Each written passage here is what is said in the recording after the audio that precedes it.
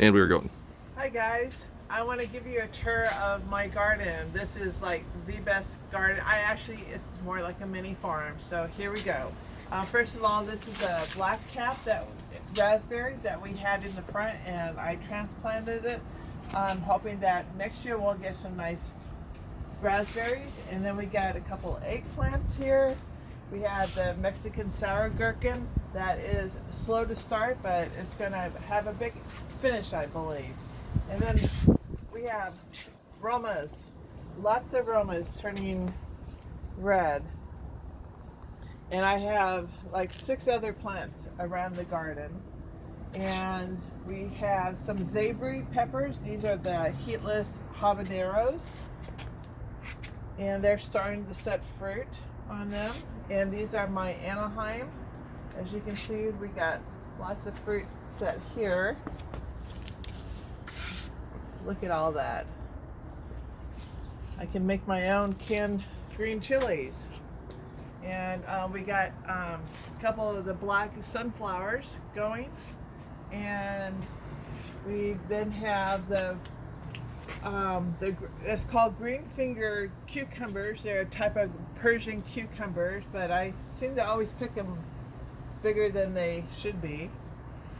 And then we got 2 habanero plants going, and look at those really nice habaneros coming along. I made a really nice hot sauce last year with them, so I'm looking forward to that. And these are a frying pepper from Naples. These little plants, but lots of fruit on them. And another sunflower, not quite sure exactly what that is. And this year we have it's buffalo steak tomato, and it has produced some nice sized tomatoes, and they're very beefy. Been very nice on the BLTs. And I just planted this Oregon Homestead's sweet meat winter squash. I got that at the heirloom show, so I'm looking forward to seeing how that turns out. And then we got the katana, and this poor plant is, before we put the shade cloth up, which, yes, the heat from the wall was really destroying that, so, but it's hanging in there to give us some great tomatoes. And then we got the Ruby Crush. It's a hybrid cherry tomato that they're very good. And then we come over here. I planted some sage and flowers, and this is a type of zucchini. I forget the name of it at the moment. And so, but it hopefully vines up to this. And then we have this is the spaghetti squash, and I'm hoping it to vine up on this cage. And we got the pineapple ground cherry, and it's like a miniature tomatillo with a hint of pineapple and basil. And these are 2 lunchbox peppers. And then I grew carrots earlier, and this one was starting to go to flower, so I decided to let it go. I had never seen a carrot flower before. I think it's pretty awesome, and the butterflies really like it. So it's a really nice flower, let alone I might be able to collect seeds. So I'm really thrilled about that. We got some purple beauty bell peppers right here, and we got a Chusca bell pepper. It's a frying pepper. You could do fry, you could stuff it, all kinds of stuff. And then we got a jalapeno, really mild. And then right here we got a Swiss chard that I am trying to let go flower, and so I can collect some seed. It's called Orange Fantasia, so looking forward to that. And then I got some lettuce growing, and I had just harvested lettuce seeds from here, so I'm hoping to maybe plant beans or something there. And got my salvia, which is brings the bees in, butterflies, all kinds of stuff. And then we got some Jimmy Nardellos. These are again like a type of frying pepper, parsley, and I got 3 mini bell peppers. One's yellow, one's chocolate, and one's red. Don't remember which was which. But the flowers have taken over this planter for sure. This is like the best place for this cosmos, I think. And then we have this is called Chelsea Prize zucchini, cucumber, excuse me, and we got lots of cucumbers set, and go this way. We got this is called Zucchetta rugosa. It's an Italian. Actually, these seeds come from Italy. It's an Italian crookneck and stuff. And I'm trying to grow it up into this cage as a bush/vine one. And this is supposedly how they do it in Europe. So I'm trying it. So far, it's working really well. Editor's note: this tomato plant has been alive since March. Yeah, since March, and has given probably over, probably close to 50 plus tomatoes off this little bitty plant. Okay. Then, oh yes, we have our butterfly nets to try to go after the white moths that lay those damn little green worms that eat everything. So we have several of those around the yard. This is, you can see the big leaf. That is a big leaf. It's called big leaf basil from Naples, and actually that's another Italian seeds that I got from Italy. And we have some Carolina cross watermelon. They grow 100 pounds or that big, will get huge, and they were supposed to be planted in Sarah's dad's yard, but somehow they ended up in mine, so we'll see how they do. And then you can see I have eggplant, and I do have an eggplant set, and if we can see that, and we'll go over it that way later. But and here are some more of the bromas. And earlier this week I picked 21 pounds of bromas, and we probably must have, I bet 100 pounds of bromas still on all the different ones that we have here.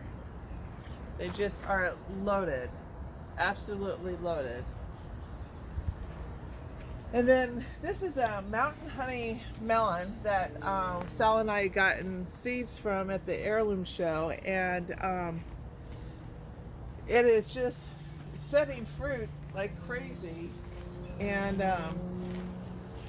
growing like crazy. I'm thrilled. Yes, we have nylons. I'm using nylons to either protect the melons from rabbits. We do have rabbits here, and I had 5 or 6 of my melons half eaten last year from rabbits. And then I'm also using nylons to support them on the cage. And yeah, I'm totally thrilled with these. I gotta support these now too. They're getting big. And that's a fig tree. That's a dwarf fig that I got to find a spot for. And then more on the backside here of the bromas, okay. And then we got an Italian hybrid cantaloupe and stuff. And it's starting to, the heat of the summer is finally giving it enough oomph to start growing good.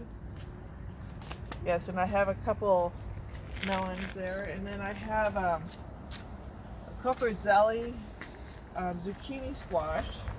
And we've had a couple off of it. And we got some more growing, and it was supposed to grow up in the cage like that other one, but somehow snaked out of it, so I've just let it go. And the backside of those bromas, just you can see they're just covered in tomatoes.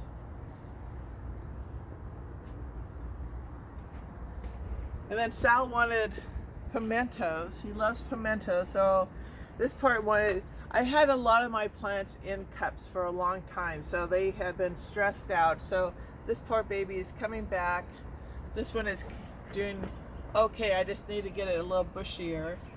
And like this tomato here was in the cup, and I just got it planted earlier this week and stuff, but it's gonna do okay. And I got some herbs and everything, and then I got these are the tomatoes that I had kept seeds and didn't know what I kept, so I called them big ass tomatoes. And we got piquillo peppers here, and they can see that lemon cucumber is just full of yellow flowers. It is absolutely gorgeous, just as a vining plant. And then I get fruit off of it, which is super crazy. And then I got, there's beans here. You can kind of see there's some beans growing up. You can see the vine here. And they're called purple mort. They're yard-long purple beans. So this is the first year I've grown these too. So I'm looking forward to that. Oh, and I do have a tomato on my big ass tomato. Look at that. Beautiful shape.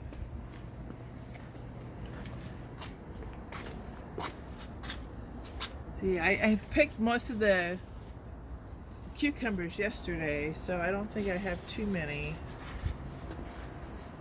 on them yet, but okay. So those are the two planters. Now we got the new planters that Chris and I built.